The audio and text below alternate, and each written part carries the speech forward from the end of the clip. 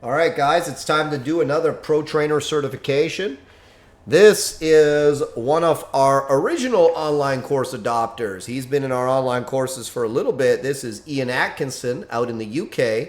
I believe the name of his training company is Sexton Dogs, or maybe that's his social media handle. Anyways, this is his practical Pro Trainer certification. So we are going to see what Ian's got. Now, obviously, you guys can see Ian's got a little something different going on here, but let's get started. Sit. I'm not used to walking, he's on a lead. So, Ian here from Sexton Dogs. This is my entry for the use your words, the Shield K9 Pro Trainer certification. Here we go. Bill's this way.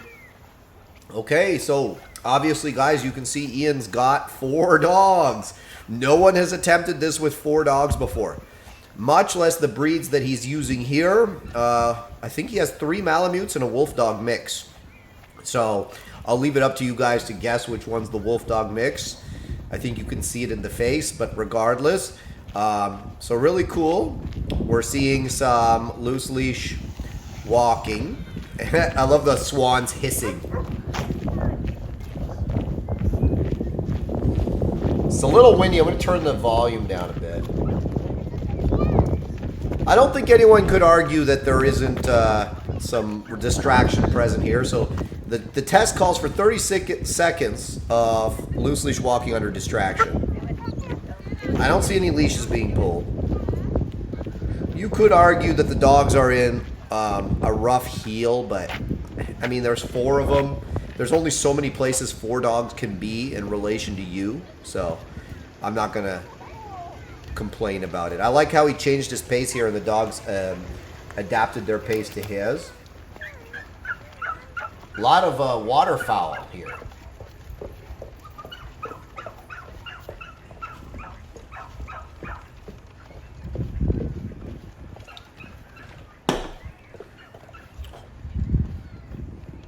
So it looks like we are at the end of the 30 seconds. Actually, it's been a bit longer than 30 seconds. So we'll see what Ian is going to do here.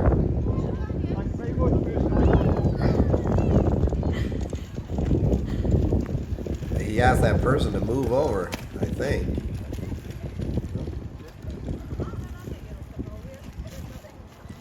It's all right, you can go in front.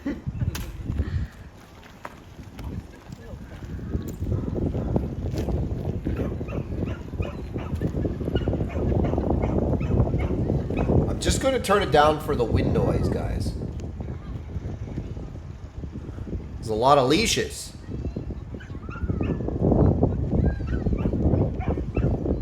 So that was the send to place.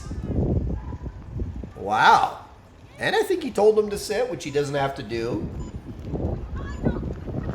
So that was a send to place. The test calls for place command on 2 separate objects. One place command must be a send to place from no less than 10 feet, and one place command must be under distraction with a handler of distance of no less than 60 feet.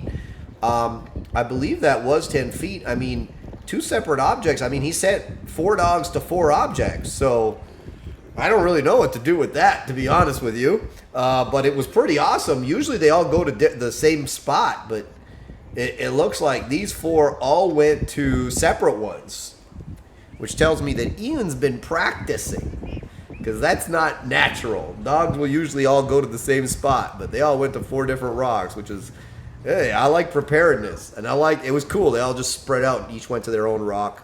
Now they're holding the sit. Now I know that Ian's been working on this for quite a while. Oh, he just recalled 1 dog. I love it. Doing some... What is that? Oh, that was a send. A send to... Damn, Ian. Damn. He did a 60-foot send to place. Okay, I've never seen that before on the test. I've never seen that before. Okay, call the next dog.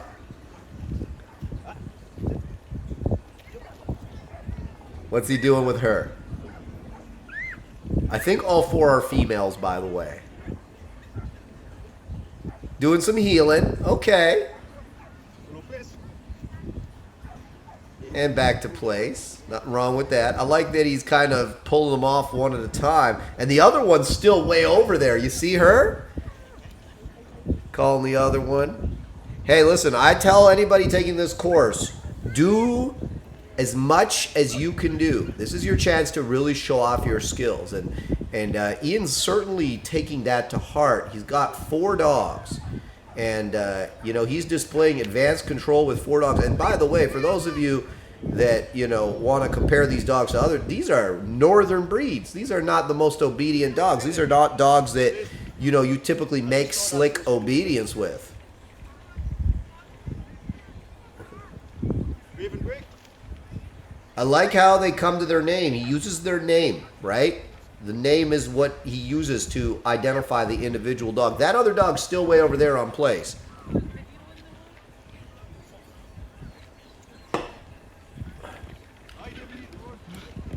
Ha ha ha. Gotta love it, man. Gotta love it. Loose dog. Nice. Very nice. So many distractions. I gotta say, I'm really enjoying this test. Guy with the boogie moves because he's literally right where I can't. And his one dog's still way over there. Draws. So hopefully no one bothers I'll her. step forward. Got me in. She's all by herself on that little rock. Wait till you shout at that, Ian. Love, yup! Ah, it's a recall. Woo! Look at that. That's a fire recall and a send to place. Very freaking nice. I love it. I love it. Little sip.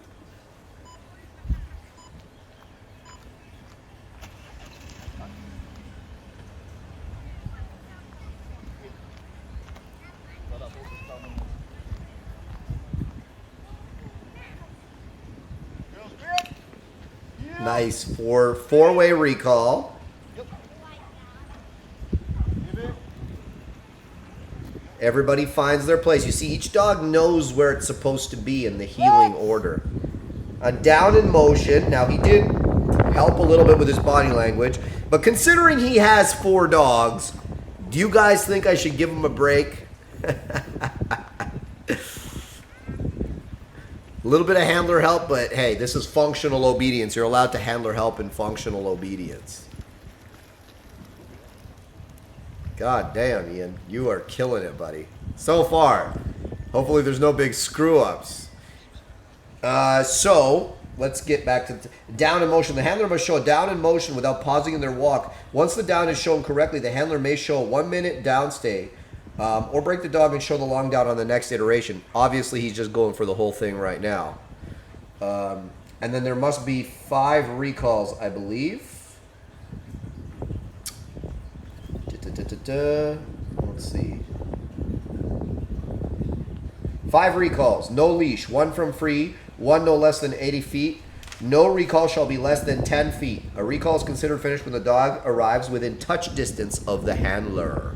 This is functional obedience. People taking this, my pro trainer course, and getting certified as pro trainers are showing their ability to train pet dogs, to train service dogs, right? Like, you should be able to make functional obedience.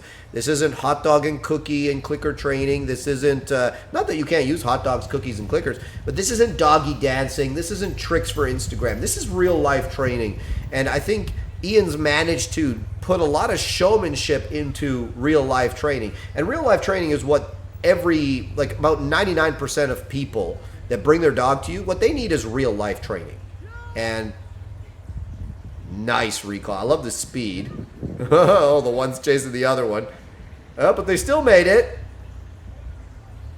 And he frees them again. Okay, that's a good recall. And recall to heal, is it?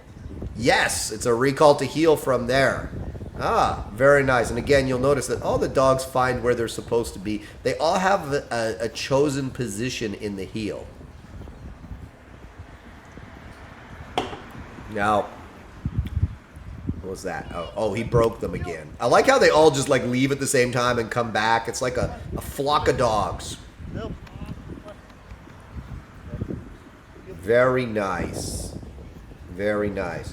Now, I believe these dogs are wearing e-collars. However, you will not see a transmitter in Ian's hand. He would be allowed to hold the transmitter if he wants to hold the transmitter, but he's not. You know, and he is allowed one e-collar correction that is visible. I have not seen him do one. You're also allowed one visible reward. Other than that, we don't want to see too much helping. We don't want to see too much of anything. I guess he's doing his sit stay. Sit stay no less than 30 seconds. So let's see his sit stay. This is fantastic. I love it. This is real functional training. You know, with dogs that you don't typically see being well trained. Functional training with multiple dogs that you don't see normally being well trained or reliable. You know, a lot of people think these northern breeds can't be off leash. The Huskies, the Malamutes, the Wolf Dogs, oh, they can never be off leash. No, they can never be off leash if you don't train them properly and you don't use training that actually makes sense. And as you can see here, Ian certainly has put it together with these dogs.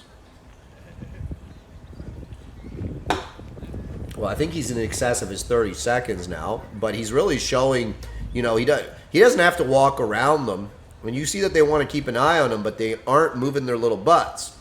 They're keeping their butts down, which is fantastic. This is just a fantastic example so far of functional training being displayed at a very high level. It is not easy to do it with multiple dogs. I have done duos, trios, and I had one quad for a short period of time. So I know it's not easy.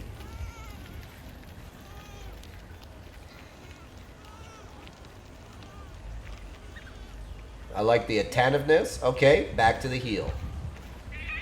I like the attentiveness of the dogs. Like, what does Daddy want? That tells me that he works with these dogs a lot.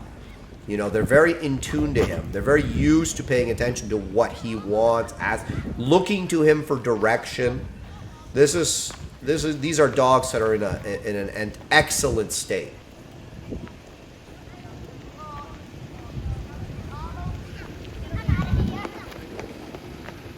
Plenty of distractions again, running kids, waterfowl. I mean, I've seen these dogs enough to know now that I don't think any distractions are going to be a big problem. Barking dog. You got the little reactive German Shepherd over there on a harness.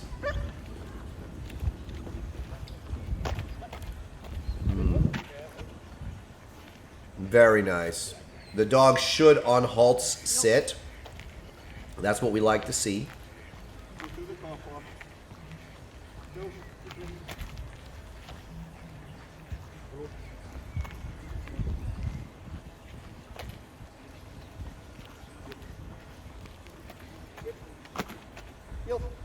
They all were gonna go sit. He moved too quickly there so that they didn't all get a chance to put their butts down. So there's two there that made a little mistake. One of them kind of pushed in past the other one, but then they fixed themselves. I like to see that.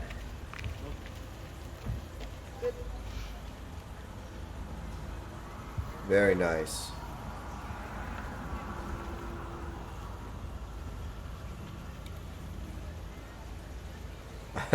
I like how like they're all just stuck together. That is awesome, man. You know, when I seen videos of Ian and like he would post videos in our online community, and I told him, I'm like, man, you really got something here. The way you're working with these dogs, they're not your typical, you know, breed that trainers work with. Most trainers have shepherds, Mals, Labs, Border Collies, you know, biddable dogs that are more easy to train. I really like that you're working with these different type of dogs, and you're doing really well with them, you know. This one here is the wolf dog, I believe, and she's relatively young. I believe she's only about a year old. This one's the wolf dog, and then I believe the rest are all Malamute mixes. Or Malamutes, sorry if they're not mixes. I'm not familiar. Obviously, Ian likes the wolfy-looking type. I was wondering how they'd negotiate that rock. I like how they kind of went behind him and then went back next to him. It really just shows a very advanced understanding of the behavior. In case you can't, I'm not finding a lot to nitpick here. You know, Ian's not making it easy for me. This is looking great.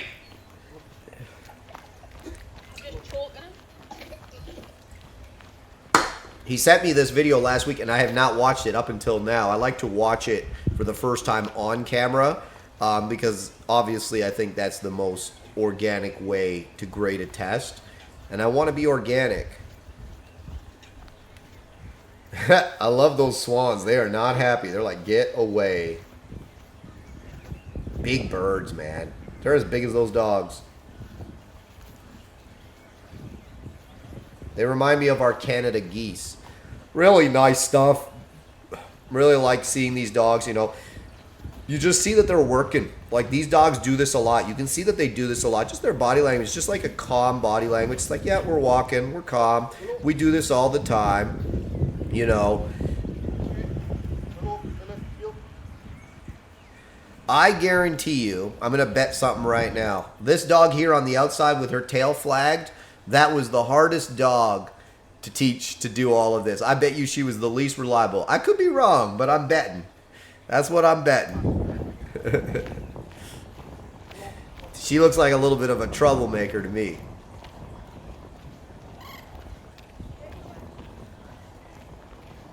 The rest of them look like good girls. Passing the little floofy dogs, the little kids.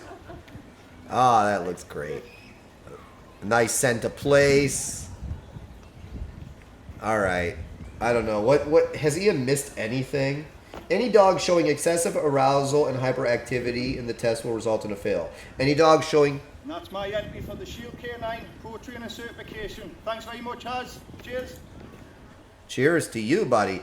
Any dog showing excessive stress or nervousness during the test will result in a fail. So for functional obedience, I'm not looking for the picture that I look for in a sport dog, which is super hyperactive, aroused, in drive, because this is not functional. This is not representative of how a dog should act in the real world. And this is all about showing that you are going to be good at helping the average pet owner with their pet dog, which is 99% of all dog training clients, okay? And this is not tricks. This is functional obedience. We also don't want dogs that look excessively stressed or nervous. We want dogs that are in a nice, calm, compliant state. That is functional obedience. I don't mind if they get really happy when they run around. That's great. And I don't mind if they're happy, period. But there's a difference between happiness and arousal. A lot of people don't know that. And there's a difference between being calm and being in a state of like insecurity, fear, nervousness, you know, because of heavy-handed training. And a lot of people don't know that either. But these dogs really showed across 4 different dogs, you know, the ability that Ian has. This is without a doubt a pass. And I'm going to say that this is a 10 out of 10. I have not seen a better pro trainer test to date. Congratulations, Ian. Fantastic job. This really, you took this test and you found a way to make it as awesome as I think you can make it. So you have set the bar now. I'm not saying someone else needs to do it with 4 dogs, but this is one hell of a test. Congrats, Ian. That is a pass. Sexton Dogs, Ian Atkinson. You are a certified Shield Pro trainer without a doubt.